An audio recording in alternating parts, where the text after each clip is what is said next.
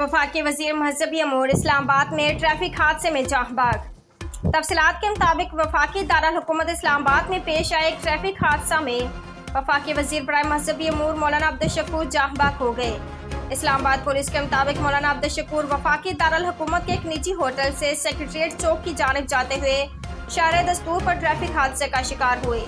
Traffic हादसे में वफाकी वजीर शदीद जख्मी हुए, जिसके बाद उन्हें फौरी पोली क्लिनिक अस्पताल मुंतकिल किया गया, ताहम वो जान भर न हो सके।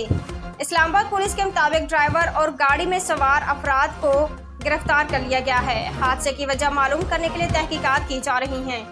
इस हवाले से निजी न्यूज़ के मुताबिक वफाकी वजीर महजबी अमूर मौलाना अब्दुल शकूर खुद अपनी गाड़ी चला रहे थे। इब्तदाई मालूमात के मुताबिक गाड़ी तेज रफ्तारी की वजह से हादसे का शिकार हुई।